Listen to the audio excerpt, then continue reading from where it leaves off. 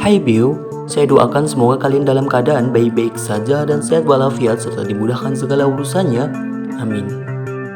Pada episode sebelumnya kita diperlihatkan bahwa Shailong memanggil naganya dengan tingkat keempatnya yang membuat semua orang sangat tercengang melihatnya. Di sini pertarungan pun akan segera dimulai. Naga itu pun turun dari atas sesuai dengan perintah Shailong, yaitu si badan armor ini. Shailong pun menyuruh naga ini untuk tetap tenang dan menunjukkan bahwa musuhnya adalah orang yang ada di depannya itu, yaitu adalah Chenan. Naga itu pun segera meraung dengan kerasnya. Melihat hal itu, Cuyu pun khawatir dengan keadaan Chenan. Ini orang mampukah melawannya? Di sini Chenan langsung mengeluarkan kekuatannya. Aura kuning muncul menyelimuti tubuhnya dan pertarungan pun akan segera dimulai. Chenan pun bersiap-siap melawan mereka. Tapi ketika mau melawan mereka, ternyata malah si Chenan itu seolah-olah malah itu pun membuat kesal semua penontonnya, terutama si Malingkong yang melihat hal itu. Si Malingkong pun bertanya kepada Chenan, "Apa yang kamu lakukan? Apakah kamu tidak ingin bertarung?" Chenan pun menjawab, "Aku udah capek bertarung. Aku ingin istirahat." Kaisar pun menyudahi pertarungan tersebut. Kemudian Kaisar pun menyuruh mereka untuk beristirahat dulu dan akan diteruskan pertandingannya pada esok harinya. Pada malam harinya, kerajaan pun mengadakan acara berjamuan. Di situ terlihat Chenan sedang menikmati makanan dan minumannya. Dan di sampingnya ada Putri Chu juga yang sedang menemaninya. Kemudian Putri Chu pun bertanya kepadanya, "Sangat disayangkan, besok sang pahlawan akan menjadi beruang." Dan terlihat Putri Chu Xiang bersama Kaisar sedang mendiskusikan bagaimana kerajaan Tiangyang sedang memprovokasi kerajaan Dongju kita. Mereka pun mengambil kesimpulan bahwa ini sudah direncanakan oleh pemimpin-pemimpin negara itu. Sang Kaisar pun khawatir dengan keadaan Chenan. Mungkin ini tentang janjinya kepada Chenan, Beo. Dongju tidak akan takut sekarang kepada Chenan, tapi yang lebih dikhawatirkan adalah para jenderal itu dari keluarga Sima. "Hai Chenan, seberapa yakin kamu bisa memenangkan pertarungan besok?" Chenan pun mengangkat tangannya, Beo. Putri pun menjawab, lima apa maksudnya? Tapi kemudian tangan satunya Chenan juga diangkat, artinya tanda menyerah. Kemudian Chenan menjelaskan, "Bagaimana aku bisa mengalahkan naga itu?" Putri pun mengatakan, "Anda ini adalah pejuang utama di negara ini." Chenan pun menjawab, "Hai penyihir kecil, apa kamu tahu tentang kisah naga? Ada banyak jenis naga di benua Tianyuan. Ada naga tingkat 4, ada naga tingkat 5. Naga tingkat 4 ini aja kekuatan tempurnya sudah luar biasa." Putri pun tercengang mendengarnya. Dia pun membayangkan bagaimana Chenan melawan naga itu. "Tenang saja, jangan khawatir. Aku akan mencoba yang terbaik," kata Chenan. Melihat keakraban Chenan dan Putri Chu, si Malingkong menjadi kesal melihatnya. Kemudian dia berdiri dan menghadap ke sang Kaisar. "Yang mulia, ada sesuatu yang ingin saya katakan," kata si Malingkong kepada Kaisar. "Kemenangan besok itu sulit untuk didapatkan. Ini untuk Chenan." Mendengar itu pun Putri Chu pun menimpali. Seseorang benar-benar kehabisan nafas karena Chenan. "Jangan terlalu kasar begitu. Si Malingkong pun hari ini telah memberikan yang terbaik dalam pertarungannya." Di sini Lingkong pun berkata, "Biu, kalau sebenarnya gadis itu bukan lawannya. Dia menjadikan Chenan sebagai alasan karena telah membunuh naganya yang pertama, Biu. Gadis yang dimaksud adalah Sai Yuan ini, Biu, yaitu lawan dari pertarungannya yang pertama." Kemudian di sini Chenan pun menyelanya, Biu. "Aku tidak melihat pertarungan antara Tuan Sima dan Sai Huan. Nampaknya di sini Chenan curiga, Biu. Pernahkah Anda mendengar tentang siulan bambu?" kata Chenan. Mendengar itu, Chu Xiang pun teringat dengan pemilik penginapan yang menggunakan peluit untuk memanggil naganya.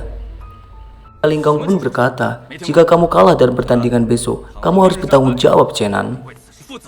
"Bagaimana aku harus bertanggung jawab?" kata Chenan.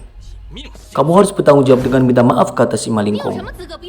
Putri Chu pun bangkit dari duduknya dan membela Chenan. Kemudian minta kepada sang Kaisar bahwa besok adalah pertandingan dan Chenan harus segera istirahat. Kemudian segera Putri Chu membawa Chenan untuk keluar.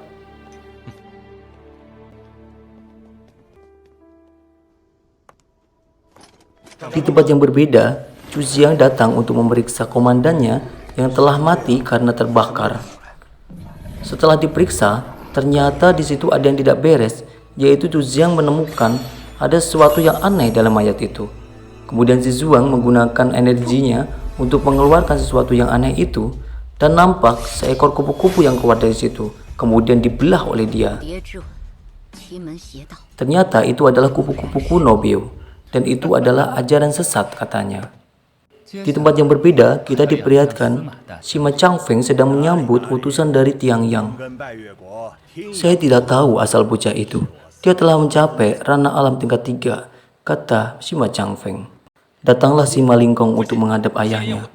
Dan melihat dua utusan itu, Sima Lingkong segera menghindar dari situ dan pergi meninggalkan tempat itu. Jenderal tidak usah khawatir, kata utusan itu. Besok, anak itu pasti akan mati. Besok adalah hari kematiannya. Di tempat yang berbeda, kita diperlihatkan Chenan dan Putri Chu yang sedang memasuki daerah perpustakaan. Di sini pun Chenan merasakan ada aura yang aneh. Kemudian Chenan berusaha memadatkan pikirannya dan menyentuhkan kakinya ke tanah dan bisa merasakan ternyata ada seorang yang berada di bawah sana. Chenan pun merasa pasti di daerah sini ada ruang bawah tanah atau ruang rahasia tersendiri di daerah sini. Kita harus mencarinya, kata Chenan. Tidak selang berapa lama mereka menemukan sebuah lilin yang harus digerakkan ke kanan untuk membuka sebuah lubang di bawah tanah. Kemudian mereka berdua pun masuk di dalamnya. Setelah mereka berdua masuk di dalamnya, mereka berdua merasakan sesuatu seperti hembusan angin yang sangat menerjang. Mereka berdua pun mencoba mengintip apa yang ada di dalam itu. Apa dan siapa yang ada di situ? Dan terlihat seseorang yang sedang menghisap kekuatan orang lain. Dan terlihat juga di situ ada baku-baku, Beo. Ngapain baku-baku di situ ya? Orang itu pun segera tahu, Beo, bahwa di situ ada orang yang sedang melihatinya. Kemudian dia menghancurkan temboknya. Dan keluarlah Chenan dan Putri dan menghampirinya. Monster tua, kamu menyakiti orang hanya untuk berlatih Qigong, kata si Tuan Putri. Chenan pun bertanya, senior, siapa kamu? Aku hanyalah orang tua yang menjaga kerajaan ini.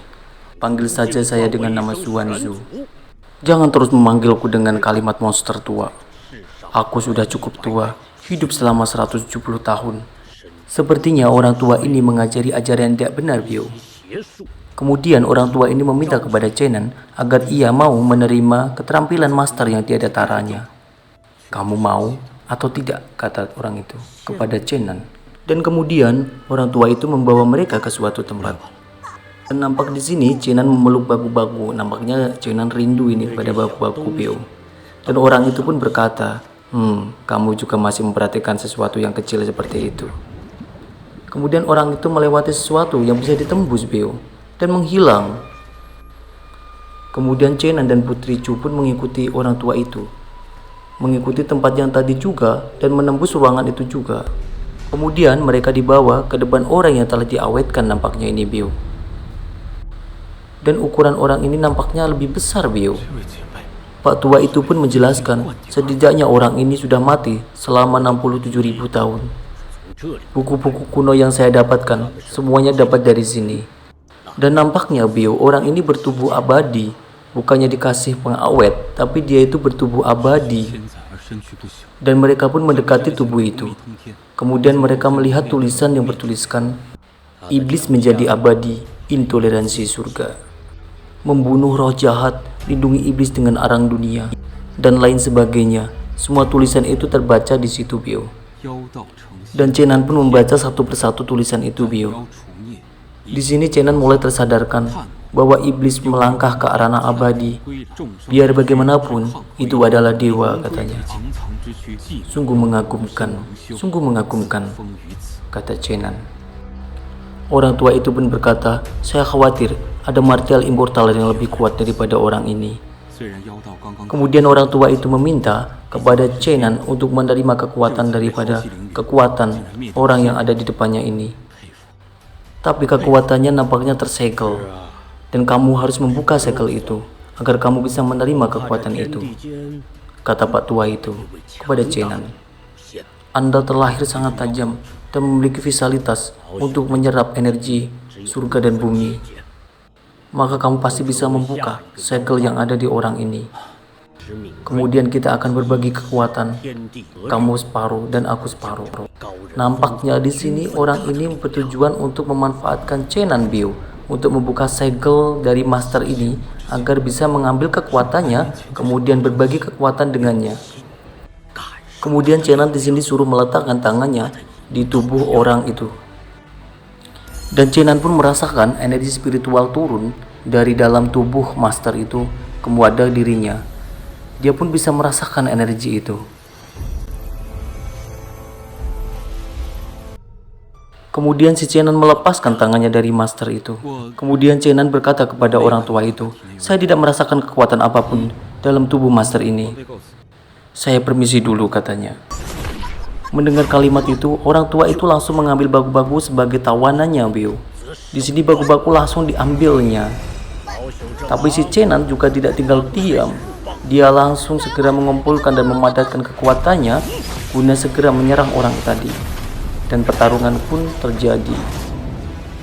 Setelah Chenan itu terlempar dengan kekuatan orang itu, ternyata ada si Putri Chu yang membantunya dan menyelinap kemudian mengambil si Paku-Paku dari pelukan orang itu.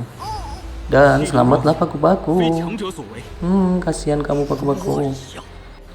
Janganlah khawatirkan saya. Jika kamu punya kesempatan, larilah, kata Paku-Paku. Memelas sekali Paku-Paku. Aku tidak akan meninggalkanmu, kata Chenan. Kemudian orang tua itu mengeluarkan kekuatannya yang hitam menyelimuti sekitar mereka, Biu. Kekuatan ini kayak kekuatan gelap gitu, Biu. Dan di sini Putri Chu mengancam dengan dirinya. Kalau orang itu tidak berhenti melakukannya, maka Putri Chu akan bunuh diri nampaknya. Itu ancaman dari Putri Chu. Cukup sekian, Biu. Jika ada salah kata, saya minta maaf. Dan tolong dibantu untuk subscribe-nya ya. Terima kasih.